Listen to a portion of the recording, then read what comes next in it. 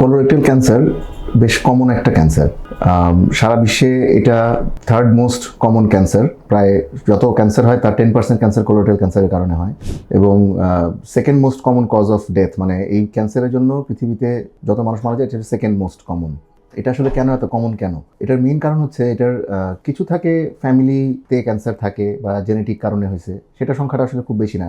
এই যত colorectal cancer হয় তার 10 থেকে 20%, কিন্তু বাকি যে সংখ্যাটা এটা পুরোটাই আসলে হয় হচ্ছে বেসিক্যালি ডায়েটের কারণে, পেশেন্টের বয়সের কারণে, পেশেন্ট যদি খুব স্থূল থাকে, ওবেজ থাকে, বেশি ওজন থাকে সেটার কারণে, এবং কিছু ফ্যাক্টর যেমন স্মোকিং, অ্যালকোহল, এসব কারণে। তো একটা জিনিস দেখবেন যে এই কোলোরেক্টাল ক্যান্সার জিনিসটা আমাদের দেশে কিন্তু ইদানিং অনেক বেশি দেখা যায়, আগে এত বেশি ছিল না। এটা আসলে বেসিক্যালি একটা ওয়েস্টার্ন কান্ট্রির অসুখ। ইউরোপ আমেরিকাতে এটার প্রকোপ খুব বেশি, এখনও বেশি, কিন্তু এই জিনিসটা আমাদের দেশে ইদানিং বেশি কেন দেখা যায়? এটার মেইন কারণ হচ্ছে আমাদের যে ডায়েটের হ্যাবিটের কারণে। ওয়েস্টার্ন কান্ট্রিতে, শীতপ্রধান দেশ, ওখানে আসলে মাংসটাই বেশি খাওয়া হয়, শাকসবজি বেশি একটা খাওয়ার সুযোগ নাই, ওখানে হয়ই কম। তো যে কারণে ওরা মাংসটাকেই কুক করে খায়, মানে রান্না করে খায়, অথবা বিভিন্নভাবে প্রসেস করে খায়, যেমন বার্গার বা গ্রিল অথবা স্টেক, যেভাবে ওরা এভাবে খায়। তো এই খাওয়াগুলো কিন্তু আমাদের দেশে খুব একটা কমন ছিল না এর আগে। লাস্ট 20-30 ইয়ার্সের মধ্যে এই খাওয়াগুলো আস্তে আস্তে আসছে, এবং এখন বেশ অনেক মানে ব্যাপকভাবেই প্রচলন হয়েছে খাওয়াগুলোর। এই প্রসেসড মিট, মানে যেই রান্না করা বা এই প্রসেস করা যেই মাংসগুলো, এটা খাওয়ার ফলে যেটা হয় দুইটা জিনিস হয়। একটা হচ্ছে মাংস খেলে কনস্টিপেশন হয়, এটা তো আমরা সবাই জানি, স্টুল হার্ড হয়, স্টুল আসতে দেরি হয়।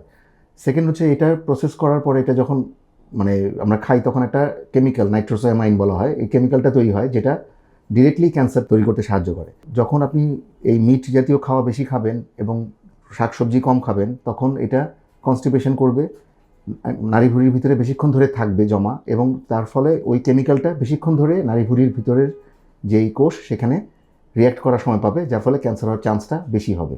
আগে আমাদের দেশে খাওয়া হতো শাকসবজি, মাছ, ডাল, ভাত, যে কারণে আমাদের বাউল হ্যাবিট, মানে আমাদের টয়লেট করার প্রসেসটা ছিল রেগুলার এবং বেশি কনস্টিপেশন হতো না।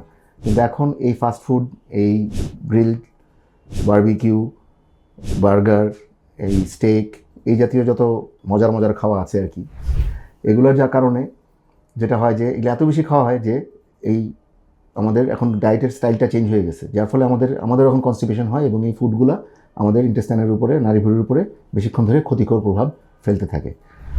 সো এই কারণে আমাদের দেশে এখন এই কোলোরেক্টাল ক্যান্সারের প্রকোপটা আগের থেকে অনেক বেশি। এবং এটা আগে যেমন হতো যে বয়স সাধারণত 50-এর পরে গেলে আমরা বলতাম যে কোলোরেক্টাল ক্যান্সার হয়, এখন কিন্তু ইয়াং বয়সের অনেক পেশেন্ট আমরা পাই যাদের এই ক্যান্সার হচ্ছে। এটাও একই কারণ, এই ফুড হ্যাবিটের কারণে। এই ফুডগুলো খেলে মানুষের ওজন বাড়ে, ওজন বাড়াটাও একটা ক্যান্সার হওয়ার একটা পূর্ব শর্ত। এই যে এনভায়রনমেন্টাল ফ্যাক্টর, মানে পারিপার্শ্বিক কারণ, এগুলো কিন্তু আমাদের দেশে এখন কোলোরেক্টাল ক্যান্সারটাকে এই এত বেশি কমন করে তুলেছে। তো মেসেজ হচ্ছে যে এই খাওয়াগুলোকে আসলে খাওয়া যাবে না এটা তো বলা যাবে না, খেতে তো হবেই এখন, কিন্তু কিছু কারণে কিন্তু এটাকে নিয়মের মধ্যে আনতে হবে, এটাকে একটা রেশনিং করতে হবে, একটা লিমিটেড পরিমাণের বাইরে যেন এটা খাওয়া না হয়। ধন্যবাদ।